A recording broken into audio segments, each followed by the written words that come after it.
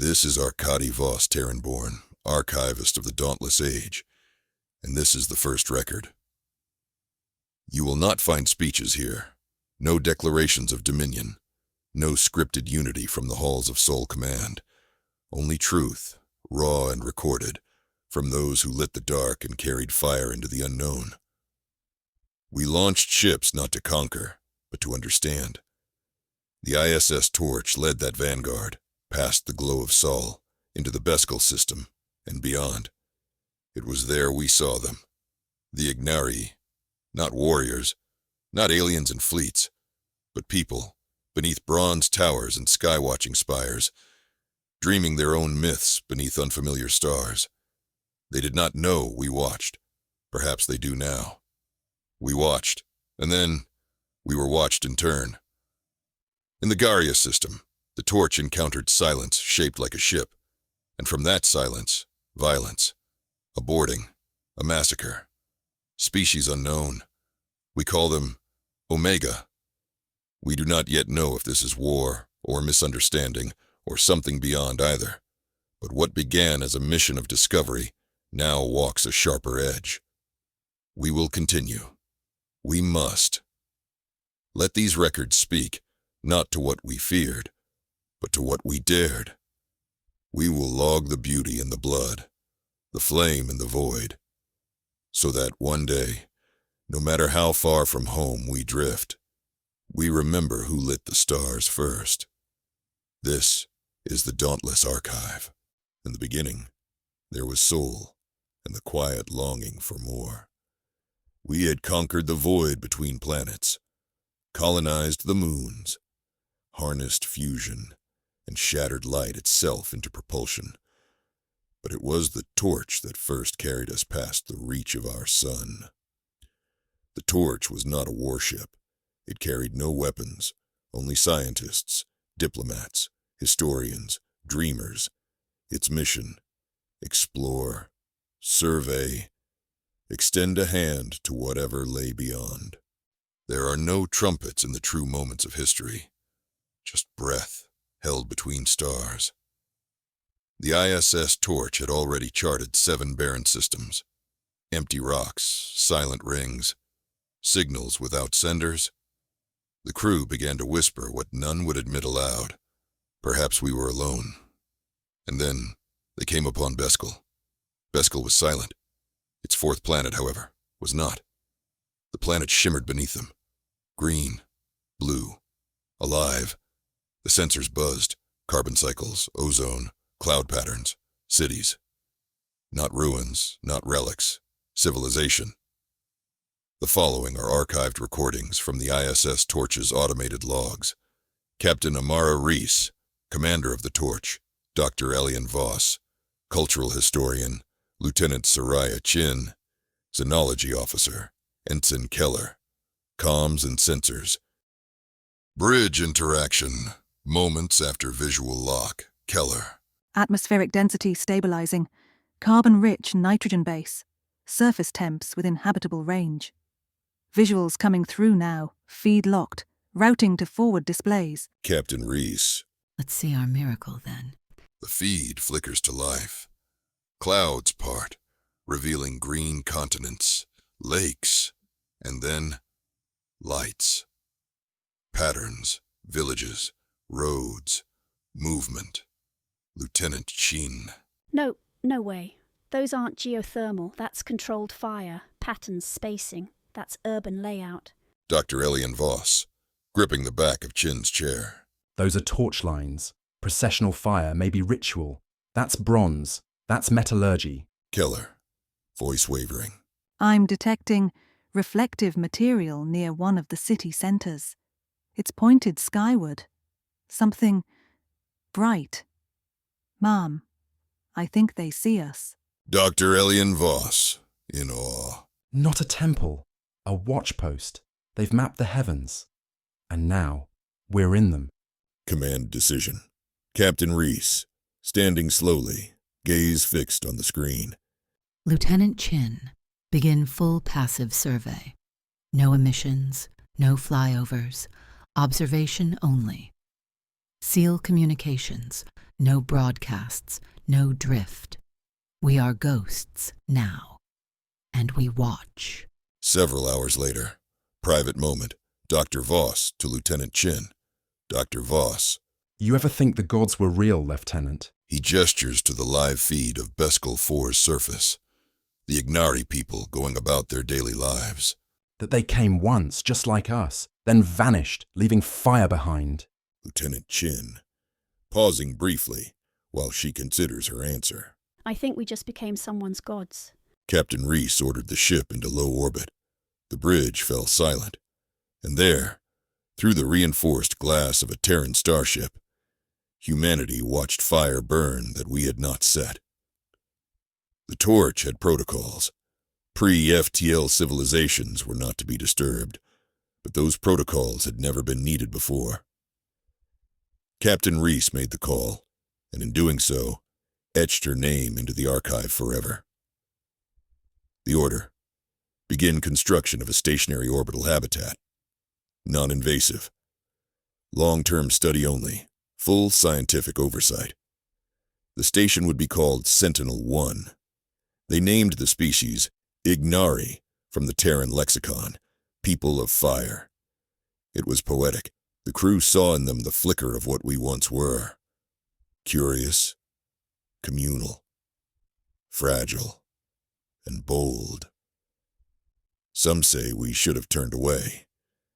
That watching gods corrupt what they see. Others say we had no choice. That to know the galaxy is to know what blooms in the dark. And so they remained in the system, every now and again venturing into neighboring stars, looking for more mysteries to solve, but always returning to the assembly site for Sentinel 1, orbiting silently above the Ignari world as they sharpened bronze and drew constellations in the dust. It was beautiful and terrifying. The crew called it the stillness. 2 years of observational routine, data logs, orbit stabilizations, regular reports to Sol.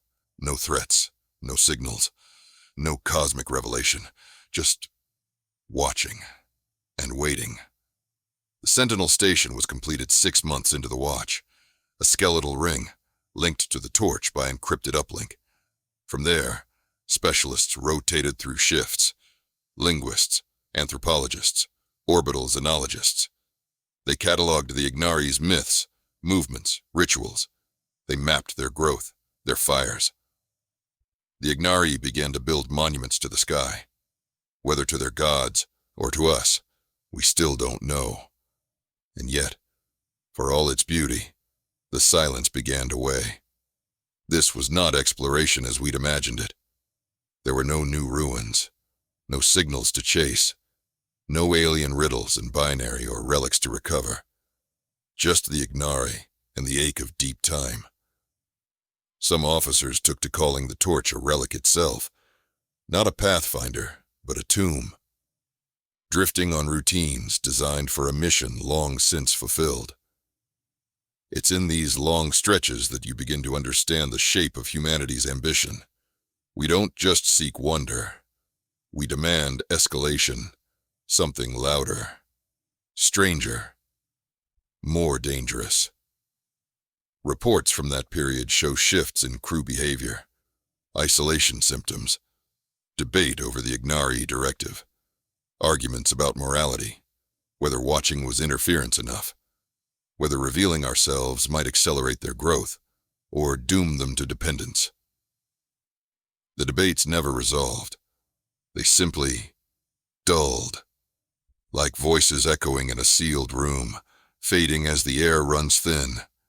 And then came Kazabius, a system marked only by faint gravitational drift and a radiation anomaly, the kind of coordinates logged at the edge of a clipboard, intended for future expeditions. But we went, and what we found was proof that we had not been the first. The sentry array, shattered, ancient, and still impossibly vast, built to watch the stars, or something within them. The crew that had grown tired of silence suddenly feared what might break it. Its structural profile consisted of orbital location Kazabius 6, high elliptical orbit, estimated diameter, full ring, 1,842 kilometers, array type, interstellar surveillance superstructure, likely active phase electromagnetic mapping, and neutrino flux detection. Material composition: reinforced neutronium vanadite alloy, unknown bonding agent, not reproducible with Terran fabrication. Age estimate: plus or minus 92,000 years, margin of error 15,000. Degradation pattern: interior melt collapse, non-kinetic breach, consistent with controlled internal detonation or overload. Functional theory, as reported by Dr. M. Illyrian. Astrophysics: this was not a weapon, not even a communications relay. It was a listening machine, one capable of scanning multiple star systems simultaneously, maybe entire sectors. Confirmed sensor nodes: polarized subspace arrays, heavily damaged. Magneto-quantum oscillation towers, fried. Gravity lensing spines, mostly intact. In layman's terms, imagine a structure so sensitive it could detect a ship jumping into slipspace 1,000 light-years away, not by the light it emits, but by the way space-time shudders when it arrives. Damage analysis: no kinetic impact, no orbital fragmentation. The ring was vented from the inside. If this thing died, it didn't go quietly. It was killed. Not by time, not by enemies, by its own designers. Residual echoes and data retrieval. Recovered from Auxiliary Core 12, Deep Ring. Fractured signal timestamps and base 8 numeric compression. Single repeating waveform signature with no readable modulation. Signal origin unknown, though triangulation points outward from the galactic core. Speculation as provided by the Xeno Signals team. We believe the sentry detected something consistent, repeating, perhaps a movement. It recorded the pattern, then triggered a shutdown across all core nodes. This was not a relic, it was a warning beacon, and someone turned it off. A tomb of watchers. A machine built not to be seen, but to see. Whoever built this, they knew something we haven't met yet, and maybe we never should. Archive entry: When the Stars Spoke, narrated by Arkady Voss. Cycle 2207, December 30th. Status: historical reflection, early contact phase. Subject: post-sentry survey and first recorded encounter with Omega entities. There was a moment, brief, bright, when we thought the silence had ended in peace. Following the discovery of the Kazabius sentry array, the torch remained in the system for nearly a month. The team cataloged the damage, charted its orbital decay, and debated its original function. But beneath all of that, something had shifted. We were no longer explorers drifting in the dark. We had found evidence, ancient, yes, but unmistakable, of others. A civilization older than our oldest ruins, a galaxy with history deeper than our species. And from that knowledge bloomed the most dangerous emotion of all: hope. Entry: the expansion burn. The torch resumed its long-range surveys with renewed purpose. Course plotted toward the Garia system, based on low-frequency anomalies that, in hindsight, bore all the hallmarks of something active, something not yet ruined. The crew's morale rebounded. Scientific chatter filled the halls. Requisition requests for contact protocols were submitted to Sol. For the first time since Beskal, the word first contact was used without irony. One of the communications officers, Ensign Alessa Jain, recorded a personal log just days before arrival at Garia. They're out there. I know it. Something built the sentry. Something still moves out here. And when we meet them, maybe we won't be alone anymore. Entry: the encounter. At first, it was a ghost signal. A survey path mirroring the torch's drift across Garia 2. Identical sensor sweeps, matched orbital lines. And then, visuals. It didn't approach. It didn't flee. It simply existed. Excitement surged through the crew like fire. After so long wandering the dead stars, this was a revelation. We had found someone. Not in the past, but now. Protocols activated. Linguistic ciphers deployed. Contact teams prepped. They called it the Mirror Vessel, a name born of wonder. We didn't know yet it would become a name whispered in every black site from Terra to Vega. And so, for 6 months, we lived on the edge of something historic. The stars had spoken, and for a brief, precious while, we believed they might speak kindly. What followed is written in another entry, one that begins not with fire but with silence. And so concludes this week's entry. One more page pulled from the long thread of history, one more echo sealed against silence. By my voice, this record is sealed. By your listening, it lives. Some records are louder than others. Some whisper. This one simply watched. Not every page in the archive bears a war cry. Some carry only the weight of time. Until next cycle, this is Arkady Voss, and I remain.